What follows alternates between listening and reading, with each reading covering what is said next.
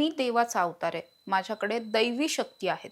तुझ्या आयुष्याचं तुला कल्याण करायचं असेल तर तू जी अशुद्ध आहेस, अपवित्र आहेस, त्याचं शुद्धीकरण करावं लागेल. असं म्हणून नाशिकचा विकृत कॅप्टन अशोक खरात हा अनेक महिलांचं योनी शुद्धीकरण करायचा अशी माहिती समोर आली आहे आणि ही जी संख्या आहे महिलांची ही शेकडोंच्या घरात असल्याचं सुद्धा सांगितलं जात आहे. त्याचबरोबर खोटा साप किंवा खोट्या वाघाचं कातडं वगैरे दाखवून महिला भक्तांना किंवा काही पुरुष भक्तांना भीती घालायचा, त्यांच्याकडून अघोरी पूजा करून घ्यायचा अशी सुद्धा माहिती नुकतीच समोर आलेली आहे. त्यामुळे अशोक खरातच्या या विकृत काळ्या कारनाम्यांच्या मालिकेमधून आणखी एक चॅप्टर समोर येताना पाहायला मिळतोय. नमस्कार, मी समृद्धी आणि तुम्ही पाहताय टॉप न्यूज मराठी. नाशिकचा विकृत नराधम बाबा अशोक खरात यानं आतापर्यंत महिलांचं लैंगिक शोषण हे किती विविध पद्धतीनं केलेलं आहे याची 2-3 उदाहरणं आपण पाहिलेली आहेत. काही महिलांना तो असं म्हणायचा की मी कृष्ण आहे, तू गेल्या जन्मीची राधा आहेस, आपण त्या जन्मामध्ये प्रियकर प्रेयसी होतो, आपण या पण जन्मामध्ये प्रियकर प्रेयसी होऊयात, मग तुझ्या आयुष्याचं कल्याण होईल वगैरे अशा सगळ्या बतावण्या तो काही महिलांना करायचा. काही महिलांना असं म्हणायचा की मी देवाचं रूप आहे, मी दैवी स्वरूप आहे, माझ्याकडे दैवी शक्ती आहेत, त्यामुळे तू माझ्याशी प्रेमानं राहिलीस तर तुझ्या आयुष्यात सगळं काही चांगलं होईल असं म्हणायचा. काही महिलांना तो अघोरी पूजेच्या नावाखाली त्यांच्याबरोबर लैंगिक संबंध ठेवायचा.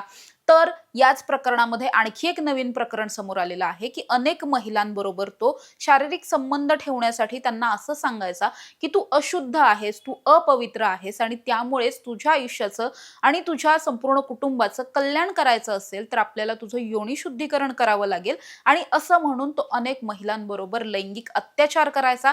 त्याचबरोबर हे शुद्धीकरण करण्याच्या नावाखाली स्वतःचं मूत्र आणि वीर्य सुद्धा या महिलांना प्यायला दिलं जायचं आणि या महिला सुद्धा या बाबाच्या संमोहनाखाली येऊन अनेकदा या बाबाने केलेल्या जबरदस्तीच्या बळावरती हे सगळं करत होत्या अशी माहिती समोर आलेली आहे. खरं तर ही जी माहिती आहे ही या प्रकरणामध्ये सगळ्यात पहिल्यांदा बातमी ज्यांनी लावलेली होती त्या पत्रकाराने ही सगळी माहिती समोर आणलेली आहे आणि त्यांच्या म्हणण्यानुसार हे सगळं त्या ठिकाणी गेल्या अनेक वर्षांपासून घडत होतं. शेकडो महिलांबरोबर हे योनी शुद्धीकरणाचं प्रकरण जे आहे ते घडलेलं आहे. त्यामुळे हे प्रकरण किती क्लिष्ट आहे आणि हा बाबा लैंगिक अत्याचार करण्यासाठी किंवा हे अश्लील किळसवाणे प्रकार महिलांबरोबर करण्यासाठी किती वेगवेगळ्या क्लुप्त्या आजमावायचा किंवा किती वेगवेगळ्या पद्धतीनं तो महिलांना त्याच्या बोलण्यात गुंडाळण्याचा प्रयत्न करायचा हे या सगळ्यावरून स्पष्ट होत आहे. त्याचबरोबर या बाबाच्या प्रकरणातलं आणखी एक प्रकरण समोर येत आहे की त्यानं तो केवळ स्वतःच महिला भक्तांबरोबर लैंगिक संबंध ठेवायचा का, तर असं नव्हतं. तो काही महिला भक्तांना इतर पुरुष भक्तांबरोबर सुद्धा लैंगिक संबंध ठेवायला सांगायचा. अशी काही नाती स्वतःच त्यानं जोडून दिलेली सुद्धा आहेत. त्यातलंच एक प्रकरण समोर येत आहे ते म्हणजे एक मोठा उद्योजक व्यक्ती आहे. हा उद्योजक सातत्यानं या बाबाच्या मार्गदर्शनासाठी वगैरे त्या ठिकाणी येत असायचा.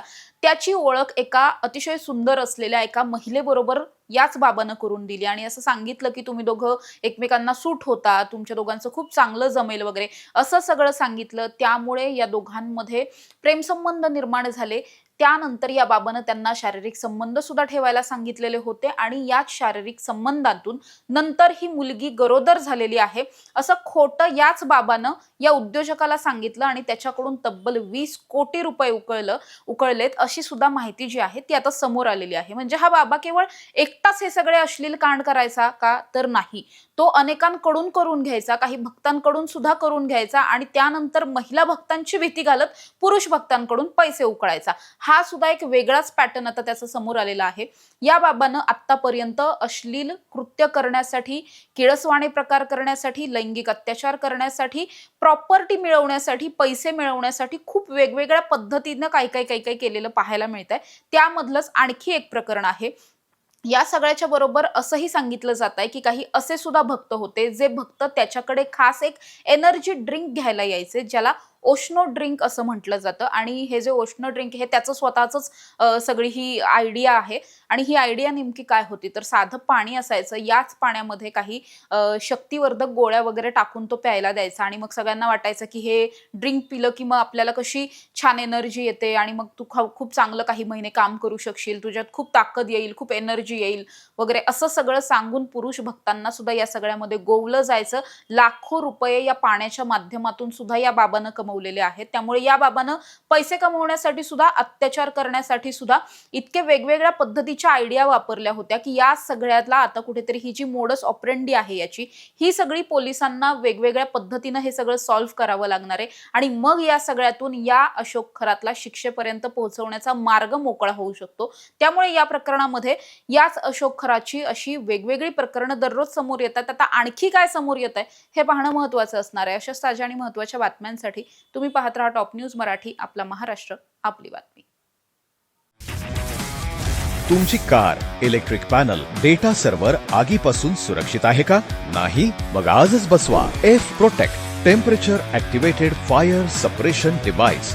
यामध्ये आहे eco friendly non toxic pressurised liquid, जे आग लागल्यास क्षणार्धात ऍक्टिव्हेट होऊन आगीवरती मिळवते नियंत्रण. बसवण्यास अतिशय सोपे आणि सुटसुटीत टेकालिपचे एक दर्जेदार उत्पादन एफ प्रोटेक्ट.